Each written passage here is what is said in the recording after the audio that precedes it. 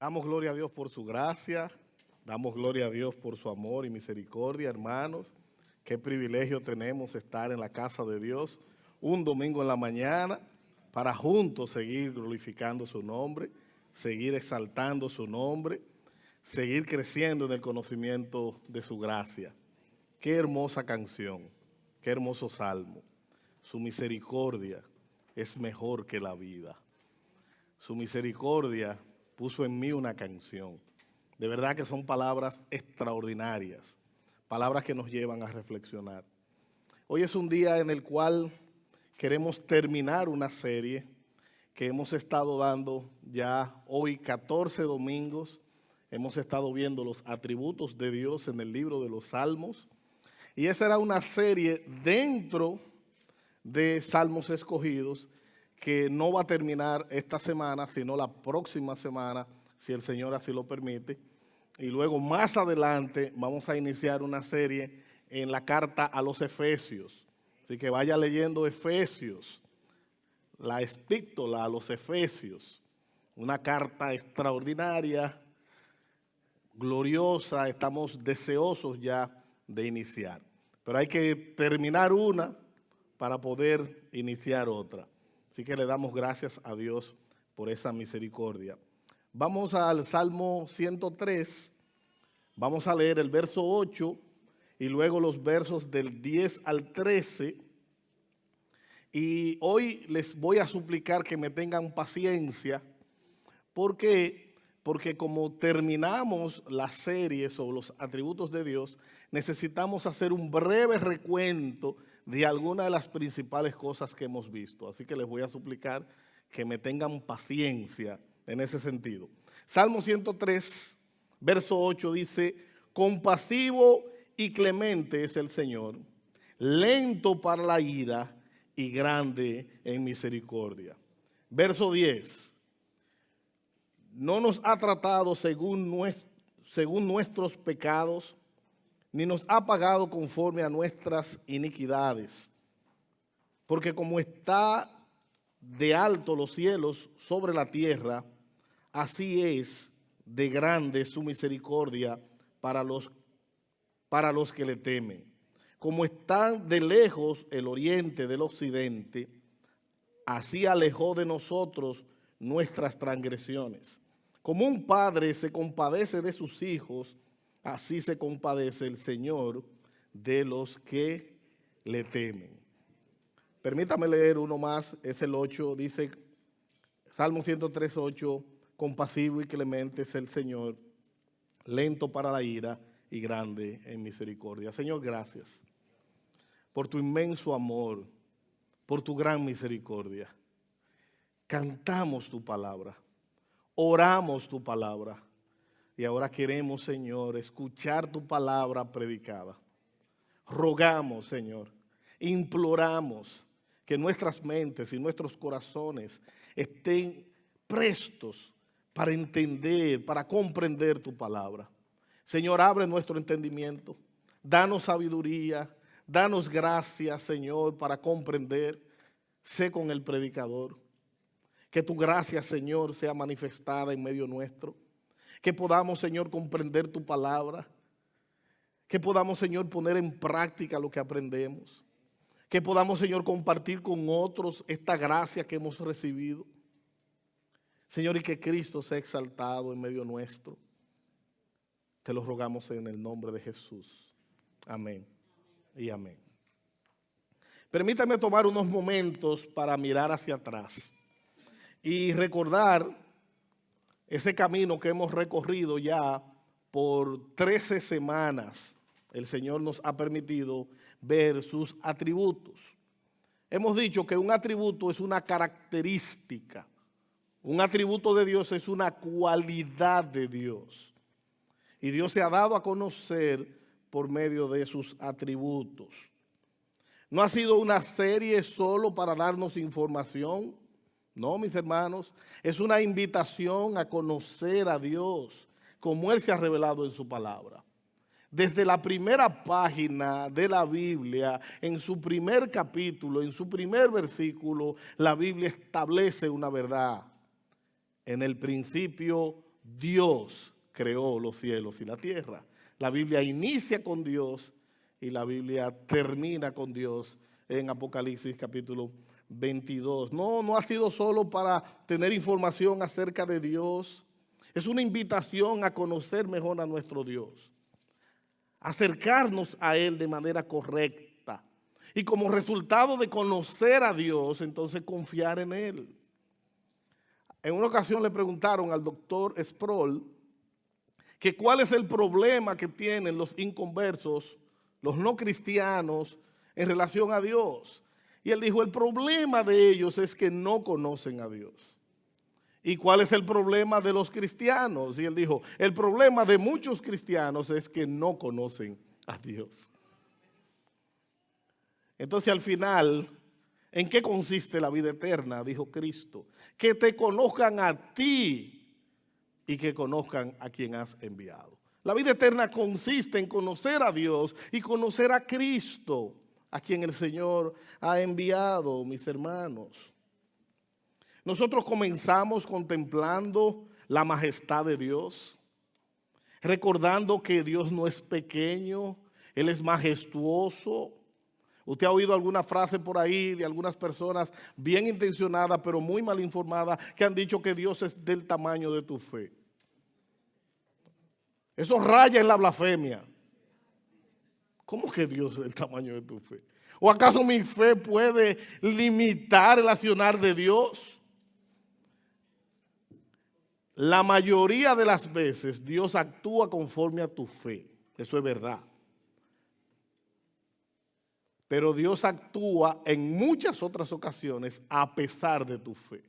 Y el ejemplo clásico es de María, Marta y Lázaro.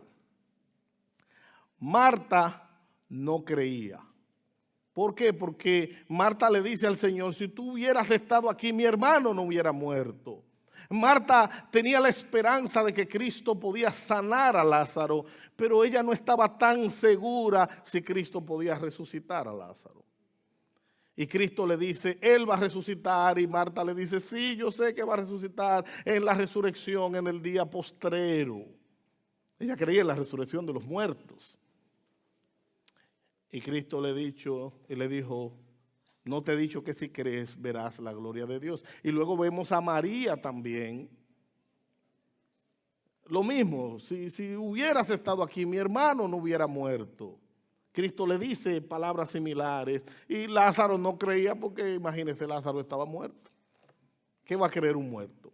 Dios obró a pesar de la fe de Lázaro, María y Jairo. Si Dios fuera del tamaño de la fe de María, Lázaro no hubiera resucitado. Si fuera del tamaño de la fe de Marta, Lázaro no hubiera resucitado. Así que, hermano mío, sí, la fe guarda una relación muy cercana en el obrar de Dios en nosotros, pero Dios no está limitado a tu fe. Él no está, y qué bueno que no está limitado a nuestra fe.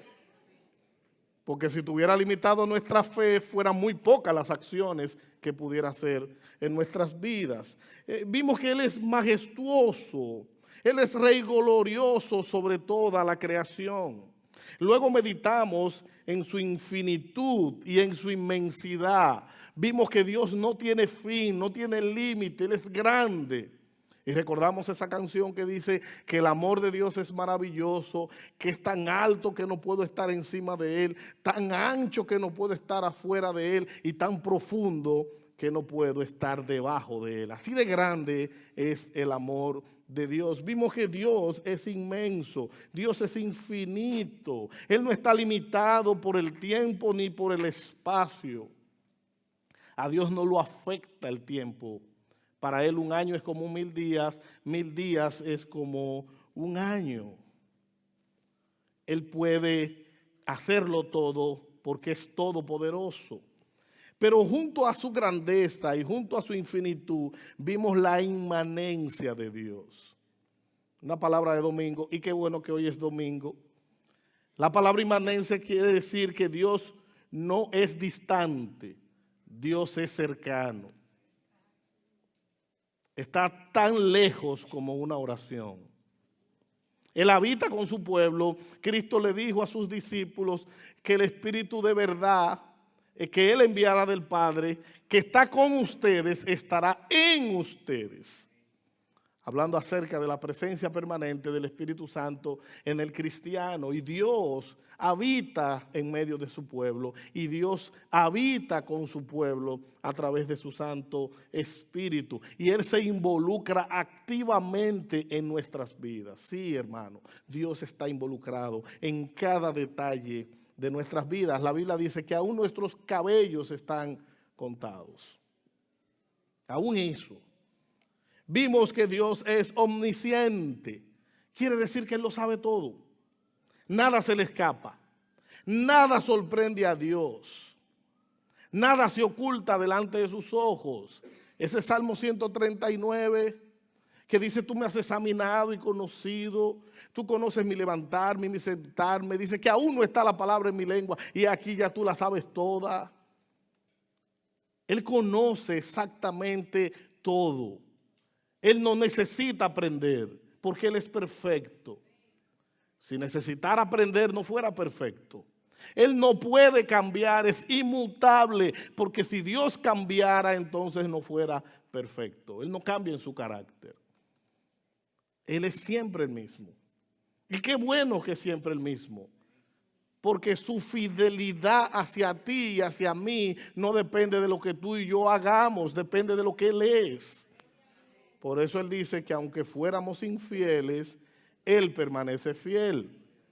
Pero eso no quiere decir que usted va a ser infiel para que Él permanezca fiel. Como dice Pablo, vamos a abundar en el pecado para que sobreabunde la gracia. De ninguna manera. De ninguna manera. Confesamos que Él es omnipotente, que Él es omnipresente, que Él está en todos los lugares. Y como dice el Sugel, todo Dios está en todo lugar al mismo tiempo. No un pedacito de Dios, sino todo Él, en toda su majestad y en toda su gracia, está al mismo tiempo. No hay lugar donde no esté, no hay valle profundo ni altura elevada donde su presencia no pueda alcanzarnos.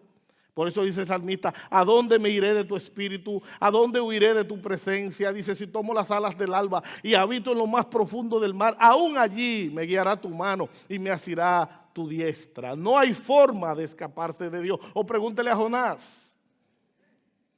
El Señor lo llamó a Nínive y él tomó un barco y pagó su pasaje. Me encanta cuando la Biblia dice, y pagó su pasaje. Él pagó para alejarse de Dios. Pagó su pasaje. Y se fue a Tarsis, lejos de la presencia de Dios según él. Pero Dios lo encontró y lo trajo montado en un pez. Alguien decía que tú vas a hacer la voluntad de Dios, ya sea voluntariamente o por ballena, pero Dios te lleva. Te lleva. Tú la vas a hacer. Olvídate de eso. Yo soy tú y me voy tranquilo. Porque cuando el Señor tiene un propósito contigo, te agarra y te dobla el brazo. O pregúntale a Pablo, que iba respirando amenazas de muerte. Ahí va Pablo, con cartas del concilio, a apresar a los cristianos. Y de repente la voz penetrante, gloriosa, extraordinaria, retumbó. Pablo, Pablo, ¿por qué me persigues? Y ya usted conoce la historia. Contemplamos, hermanos, su santidad. Esa perfección que nos confronta. Nos recuerda que Dios es distinto a nosotros. Él es sublime, alto, glorioso. Él jamás hará nada incorrecto. Él siempre hace lo correcto. Él nunca se equivoca, Él jamás falla, nunca deja de cumplir una promesa, porque si dejara de cumplir una promesa, no fuera Dios. Él es santo, Él es puro, hermoso, bello. Él es distinto, está separado de toda su creación. No podemos compararlo con nada, no hay medida de comparación para Dios. Él es extraordinariamente hermoso. Él es santo y vimos su santidad. Nos gozamos en su inmutabilidad, sabiendo que Él nunca cambia. que sus promesas permanecen fieles, que su carácter es digno de confianza. Descansamos en su providencia, aprendiendo que Dios, el Dios que creó el mundo, también lo sostiene, lo dirige, Él provee para sus hijos. Él dice que aún los pajarillos no caen de un árbol sin el consentimiento y la gracia del Señor. Es el Dios que provee, que sustenta, que defiende. Él no solo creó el mundo, Él preserva el mundo. Él no solo creó tu vida, Él preserva tu vida. Te acompaña en cada momento. Aunque no puedas percibirlo, Él está allí contigo. Fuimos consolados al meditar en su fidelidad, en su bondad y en su paciencia. A lo largo de todo ese camino, 13 semanas resumidas en 15 minutos. A lo largo de todo ese camino, hermano, hemos visto una verdad que se repite una y otra vez. El Señor, Él es grande, Él es santo, Él es poderoso, Él está en su trono. Sin embargo, Él no es distante, Él no es indiferente. Él está atento a cada una de tus necesidades y está atento a cada una de tus oraciones. Él es Dios de cerca, hermanos. Él se inclina, Él actúa con misericordia hacia nosotros. Es por eso que debemos acercarnos no con temor, sino con confianza. Hebreos capítulo 4, versículo 16 dice: acerquémonos con confianza al trono de la gracia, para que recibamos misericordia y hallemos gracia para la ayuda oportuna. Con confianza, porque Él es que nos invita a acercarnos. Después de contemplar a Dios en toda su grandeza, después de intentar describir lo que la Biblia dice acerca de Él, necesitamos responder un par de preguntas. Primero, ¿cómo puede el Dios Santo tratar con nosotros sin consumirnos? Cuando el pueblo del pacto estuvo frente al monte Oreb, que Moisés le dice al pueblo: santifíquense, que Dios va a descender y va a hablar a su pueblo. El pueblo se santificó. Y el día del encuentro con Dios en su pueblo, la gente se levantó en la mañana y estaba oscuro. El sol no había salido. Había relámpagos, truenos, y el monte humeaba y la tierra temblaba. Y el pueblo dijo: ¿ese es Dios? Y Moisés dijo: sí, ese es Dios que nos invita. Y el pueblo dijo: bueno, mire Moisés, vaya usted y hable con él. Y déjenos saber lo que él dice. Miedo, temor. Dios que desafió a los dioses paganos de Egipto y con 10 plagas extraordinarias humilló a cada uno de esos dioses. Que abrió el mar rojo en dos y el pueblo pudo pasar en seco. Que brotó agua de la peña, que hizo llover maná sobre el cielo. El Dios santo y temible también es un Padre amoroso, que tiene una mano para abrazarnos y nos invita a acercarnos. Por eso el Salmo dice que nos acerquemos con confianza. Ahora bien, ¿cómo puede el Dios santo tratarnos sin consumirnos? ¿Cómo puede el Dios justo recibirnos en paz? La respuesta no está en nosotros. La respuesta está en la gracia de Dios. La respuesta está en el Evangelio de Jesucristo, quien abrió el camino para acercarnos a Dios, quien fue el puente por el cual nosotros podemos ir a la presencia de Dios. Cuando Cristo dijo las palabras consumado es y entregó su espíritu, el velo del templo se rasgó en dos mitades, dando libre acceso a la presencia de Dios, al lugar santo, al lugar santísimo, para que nosotros podamos ir por medio de la fe, por medio de nuestro Señor Jesucristo, a la presencia de Dios. La única manera de acercarse a Dios y salir de eso es si nos acercamos por medio de Jesucristo. Si te acercas en tu propia justicia, serás consumido. Tienes que acercarte a Dios única y exclusivamente a través de Cristo. La respuesta no está en nosotros. La respuesta está en la gracia de Dios. El Salmo 103 nos muestra la gracia de Dios. Vemos su origen, vemos su obra y su cuidado continuo. De nuevo, el Salmo 103 nos muestra la gracia de Dios en su obra, en su origen, en su obra y en su cuidado continuo. Y ese es básicamente lo que vamos a ver hoy. Tres cosas: la gracia de Dios en su origen, la gracia de Dios en su obra y la gracia de Dios en su cuidado continuo. Veamos en primer lugar, hermanos, la gracia de Dios en su origen. La gracia de Dios nace de quien es Él. Nace de Él su gracia. Salmo 103, verso 8. Compasivo y clemente es el Señor, lento para la ira y grande en misericordia. Hermano, el Salmo comienza no hablando acerca del hombre, sino hablando acerca de Dios. De hecho, la Biblia comienza no hablando acerca del hombre, sino hablando acerca de Dios. Porque Dios es el Evangelio. Él es el centro de las Escrituras y Él es el centro de nuestras vidas. Tú y yo no somos el centro del universo. Dios es el centro del universo. Dios no vive para ti, tú vives para Dios. Que es una diferencia monumental, enorme. Tú y yo no vivimos para nosotros mismos. El llamado de Dios a la vida del cristiano es a una renuncia de su propio yo y una entrega a quien es Él. El apóstol Pablo dijo: con Cristo estoy juntamente crucificado y ya no vivo yo, mas vive Cristo en mí. Y lo que vivo en esta vida lo vivo en la fe del Hijo del Dios, el cual me amó y se entregó a sí mismo por mí. La vida cristiana consiste en una renuncia de mi propio yo. Renuncio a ser el centro de mi propia vida y ahora Dios se transforma en el centro de mi vida.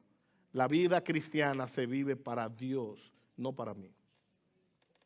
Y claro que Dios me permite disfrutarla. Claro que Él me permite disfrutar de los años que me da. Me permite gozarme, pero sin olvidarme que esta vida no es mía, que Él me la prestó. Yo soy mayordomo, administrador de mi propia vida y de los recursos que Dios me ha dado. Él sigue siendo el dueño. Dios nos muestra su gracia porque el pecador se arrepintió. No. Él mostró su gracia antes del pecador arrepentirse. De hecho, el pecador se arrepiente por la obra regeneradora del Espíritu Santo dentro de su ser. Si Dios no abre los ojos del pecador, si Dios no cambia el corazón de piedra y lo hace un corazón de carne, jamás el pecador podrá ver la luz del Evangelio. El Dios de este siglo ha cegado la luz, ha cegado los ojos del entendimiento para que el pecador no vea la luz del Evangelio y la gloria de Cristo. Dios tiene que abrir nuestros ojos. Por eso la gracia no empieza con el pecador arrepentido. La gracia empieza con Dios tocando el corazón, transformándolo, mostrando a Cristo, creando convicción de pecado y luego el pecador responde a la gracia de Dios en arrepentimiento. Sin esa obra es imposible, por cuanto todos pecaron y no alcanzan la gloria de Dios. Están destituidos de la gloria de Dios. No hay forma de que un pecador pueda buscar a Dios por su propia iniciativa. No, él necesita un empuje de gracia. En la caída fuimos atrofiados. La caída fue tan profunda que nos imposibilitó ver a Dios y su gloria. Tiene el Espíritu Santo que hacer una obra regeneradora en nuestros corazones. Es la única manera en que un pecador puede venir a Cristo. Por eso la gracia jamás empieza en el hombre. No es una respuesta al hombre. La gracia es un favor de Dios inmerecido. Y la respuesta del hombre en arrepentimiento y fe es una acción que inicia en la gracia de Dios transformando ese corazón. Dios muestra su gracia porque ese es su carácter eterno. Él es compasivo, Él es clemente, Él es paciente y la Biblia dice que Él es abundante en misericordia. Qué hermoso salmo tenemos frente a nosotros, que inicia diciendo: compasivo y clemente es el Señor, lento para la ira y abundante en misericordia. Pero no se equivoque, Él tiene ira. Horrenda cosa es caer en manos de un Dios vivo. Si Él es lento para la ira, porque Él nos da esperanza, nos da chance, nos da oportunidades. Cada vez que oímos predicar el Evangelio, cada vez que tú abres tu Biblia, cada vez que alguien te habla del Señor, es Dios tocando la puerta de tu corazón, llamando tu atención para que vengas a Él en arrepentimiento y fe. Y si ya eres cristiano, es para que te puedas sumergir más en su gracia, hermanos. Ahora, ¿qué es la gracia de Dios? Hay una definición que encontré de la gracia de Dios. Dice: es el favor eterno y totalmente gratuito de Dios, manifestado en la concepción de bendiciones espirituales y eternas a las criaturas culpables e indignas. La gracia de Dios es un favor no merecido. ¿Por qué? Porque si fuera un pago, entonces no fuera gracia. Si tú lo merecieras, si yo lo mereciera, no fuera gracia. Por eso la gracia es el favor eterno y totalmente gratuito de Dios. Hermanos, la gracia es gratis, pero no es barata. A ti y a mí no nos cuesta nada, pero a Cristo le tomó todo. Él entregó su vida. Dios dio lo más preciado. Dice que de tal manera amó Dios al mundo, que dio a su Hijo unigénito, para que todo aquel que cree en Él no se pierda, mas tenga vida eterna. La gracia de Dios es el regalo gratuito de Dios. Pero no se equivoque, hermano mío. La gracia de Dios cuesta nada, pero una vez estás en Cristo, te costará todo. Aceptar a Cristo cuesta nada. Permanecer en Cristo cuesta todo. Todo te costará. Si no estás dispuesto a entregarlo todo por causa de Cristo, si no estás dispuesto a entregarte a ti mismo, entonces ese negocio no funciona. Decía un autor que la gracia de Dios es el intercambio de todo lo que Dios es por todo lo que tú eres. La gracia de Dios, y lo he dicho otras veces, no tengo otro ejemplo y me agarro de Pablo, Filipenses 3:1, para mí no es molesto decirle lo mismo y para ustedes es provechoso. Al final del día, hermano, la gracia no es un 50-50. No es 50 de Dios, 50 tuyo. No. La gracia de Dios no es un 75-100. Ni un 75-25. Ni siquiera es un 99-1. No, hermano. La gracia de Dios es un 100-100. Dios pone todo y tú tienes que poner todo. Tú no puedes simplemente decir, no, porque la salvación es gratis y como yo soy salvo, bueno, no tengo que poner nada. Sí, lo tienes que poner todo. Esta no es una gracia barata.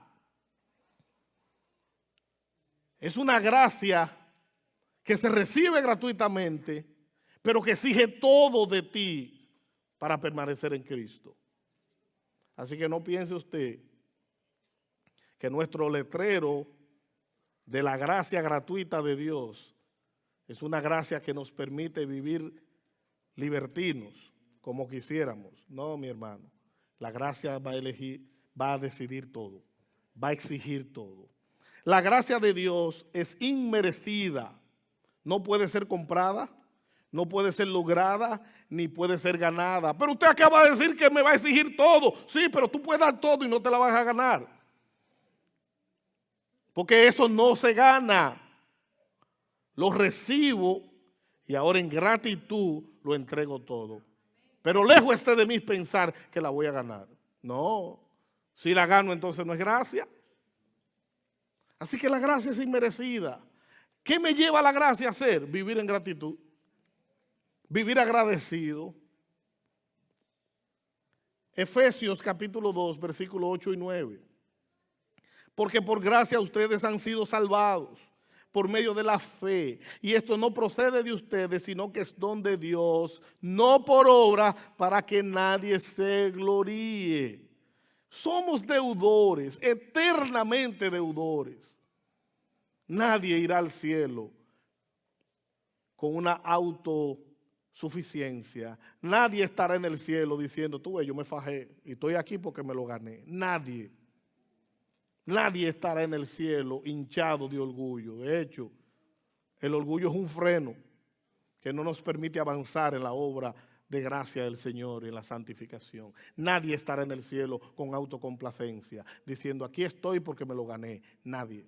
Y nadie irá al infierno diciendo que Dios fue injusto. Todo el que esté en el infierno, lo primero que va a adquirir es una conciencia clara de la gracia de Dios desechada por él.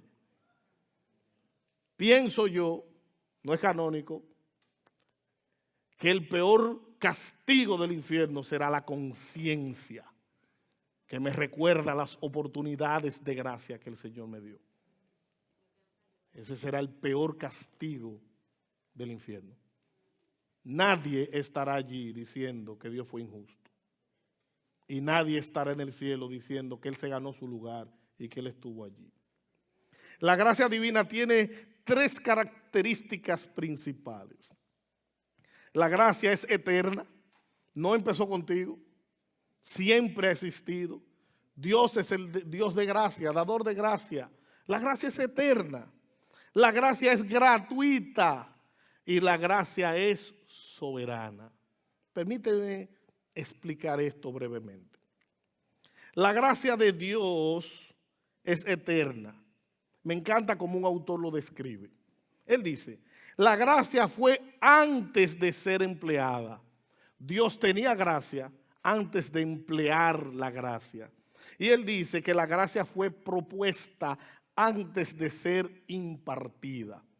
Quiere decir que Dios no tuvo gracia cuando Adán y Eva pecaron y derramó su gracia sobre ellos. Recuerda que cuando Adán y Eva pecan, Dios había dicho que si pecan iban a morir.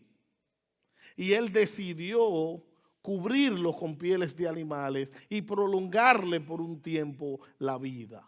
Al final murieron, porque la paga del pecado es muerte. Pero Dios decidió derramar gracia sobre ellos. Pero esa gracia existía en Dios antes del pecado. Segunda Timoteo capítulo 1, verso 9 dice, Él nos ha salvado y nos ha llamado con un llamamiento santo, no según nuestras obras, sino según su propósito y según la gracia que nos fue dado en Cristo Jesús, cuando desde la eternidad pasada. Tú y yo no habíamos nacido y ya Dios había señalado en Cristo Jesús gracia hacia nosotros. La gracia de Dios nos fue dada en Cristo desde antes de la fundación del mundo. Por eso le dijo al profeta Jeremías, antes que naciera te conocí, te santifiqué, te di por profeta a las naciones. Dios eligió a ese profeta antes de nacer y hizo una obra en él. La gracia de Dios es gratuita. Romanos capítulo 3, versículo 24. Justificados gratuitamente por su gracia, por medio de la redención que es en Cristo Jesús. La gracia es gratis. Porque por gracia somos salvos, por medio de la fe, y esto no de nosotros, pues es don de Dios, no por obra, para que nadie se gloríe. Hermanos, recibimos la gracia como un regalo de Dios. Y lo tercero es que la gracia de Dios es soberana. Dios ejerce y otorga gracia a quien Él quiere. Nadie puede doblar el brazo a Dios. Dios ejerce su gracia a quien Él quiere ejercer su gracia. Todos recibiremos de Dios justicia o gracia, pero nadie recibirá injusticia. Y permíteme ilustrártelo de nuevo con otro ejemplo que he dado muchas veces, que fue un ejemplo que dio el doctor Sproul. Si una persona le presta $100 a dos personas y a uno decide perdonarle los $100 y a otro decide cobrarle los $100, a uno le dio gracia y a otro le aplicó justicia. Los dos le debían. Y él hace con su dinero lo que él quiera, porque su dinero es de él. A uno le dijo, págame, y a otro le dijo, te perdono. Al que le dijo, págame, ¿le mostró injusticia? No, le obró con justicia. Y al que le dijo, págame, no me pagues, le mostró misericordia. Pues déjame decirte, hermano, por duro que sea, la salvación es de Dios. Y Él la da a quien Él quiera. Y la Biblia está llena de ejemplos de Dios ejerciendo su gracia a quien Él quiere ejercer su gracia. Todo aquel que recibe la gracia de Dios, recibe su misericordia. Y todo aquel que no recibe la gracia de Dios, recibe su justicia. Pero nadie recibe injusticia. Tú y yo tenemos que clamar, rogar y suplicar. Señor, a mí con gracia. A mí con gracia, Señor. Pero tú sabes lo que dice la Biblia, que me encanta. Que Él jamás va a despreciar un corazón contrito y humillado. Nadie va a poder decir, fui donde Dios y me negó su gracia. Eso es imposible. Nunca pasará. Así que no te justifiques en la elección divina. No digas, no estoy en Cristo porque no me eligió. Eso es una justificación barata. Porque Él jamás va a desechar un corazón contrito y humillado. Pero que yo no sé. Bueno, humíllate y arrepiéntete y te aseguro que te aceptará. Jamás va a rechazar a un corazón contrito y humillado. Así que no nos justifiquemos, porque a veces queremos justificar la dureza de nuestro corazón. Yo recuerdo que le prediqué el evangelio a alguien y me dijo, lo que pasa es que Dios no me ha tocado. Digo yo, pero ven acá, ¿cómo que no te ha tocado? Pero ahora mismo te está tocando, pues no te estoy hablando de Cristo. Sí, porque se sabe en la Biblia para torcerla para su propia perdición. Cada vez que se te anuncia el evangelio es una muestra de gracia. Cada vez que se te habla de Cristo, es una muestra de gracia. Por eso le dijo al pueblo del pacto, si oyes hoy mi voz, no endurezcas tu corazón. Y dice, como lo hicieron tus padres en el desierto. Qué triste, hermanos. Habiendo visto que la gracia de Dios viene de él, el origen de la gracia, veamos en segundo lugar, la gracia de Dios en su obra. Y vemos que Dios actúa en su gracia, o la gracia de Dios actúa para perdonar. Dice, Salmo 103, versos 10 y 11, no nos ha tratado según nuestros pecados, ni nos ha pagado conforme a nuestras iniquidades. Porque como están de alto los cielos sobre la tierra, así de grande es su misericordia para los que le temen. Yo no sé si usted leyó ese texto. Ese texto debería provocar algo en mí. Vamos a leerlo de nuevo, pero ahora léalo como si de verdad usted leyera la Biblia. Sí, porque a veces leemos la Biblia como si leyéramos un periódico.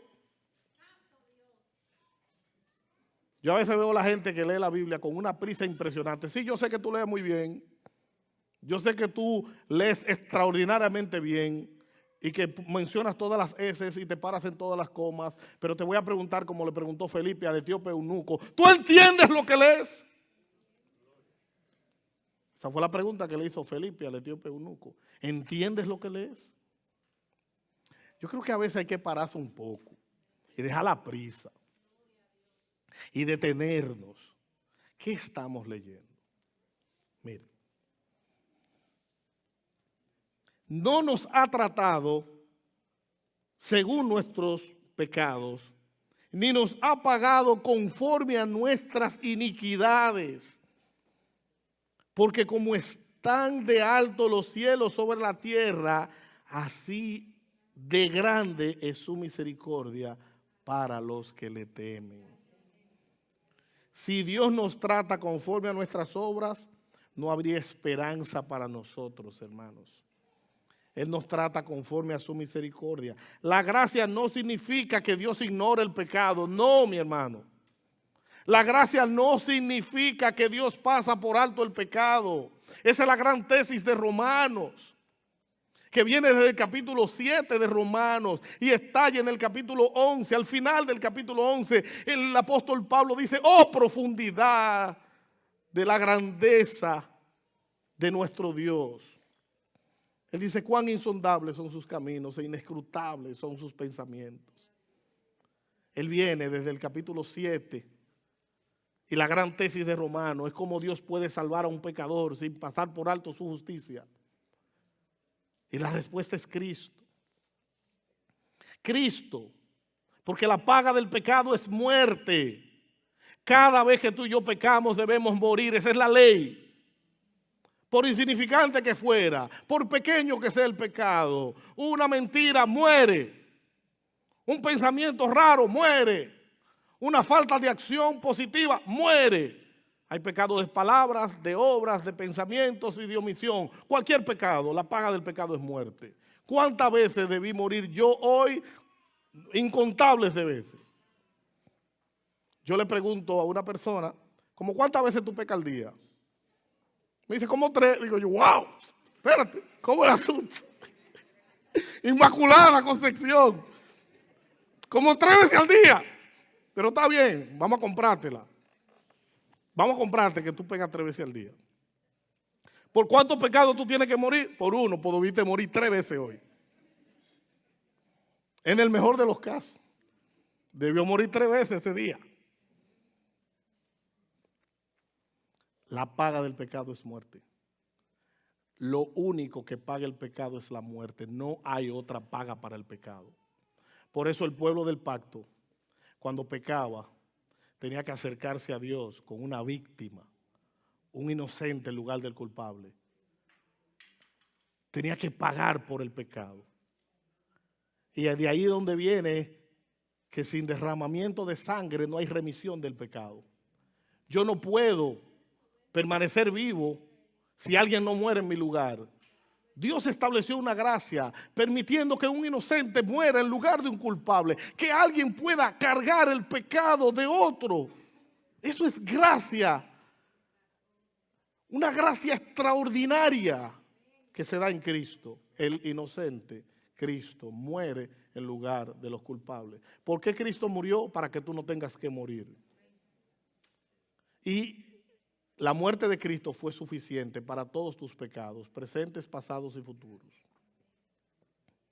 La muerte de Cristo fue en tu lugar y en mi lugar. Cristo murió en nuestro lugar, hermanos. La gracia no significa que Dios ignore el pecado. Significa que Dios decide no tratarnos conforme a nuestro pecado, porque alguien más cargó por ese pecado. El pecado es tan sucio, tan malo, tan abominable ante los ojos de Dios, que lo único que lo puede quitar es la muerte. Así de terrible es el pecado.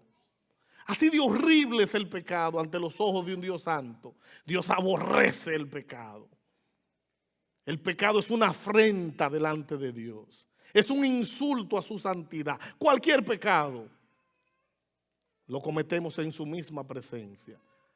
Deshonramos su posición.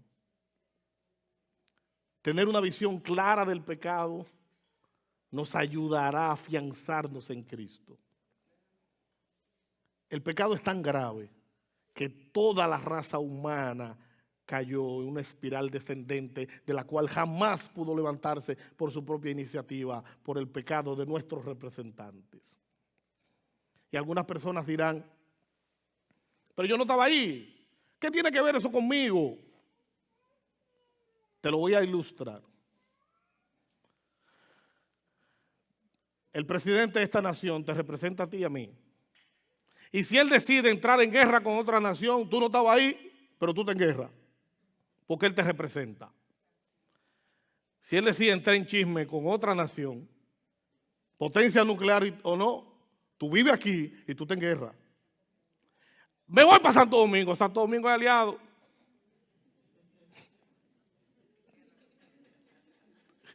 No creas tú que tú estás muy lejos de esa. No, porque yo tengo mis papeles preparados, una casita en el campo y cualquier cosa me voy a... ¡Ah! Está bien. Está bien. ¿Crees tú que no te va a alcanzar? Nos representa.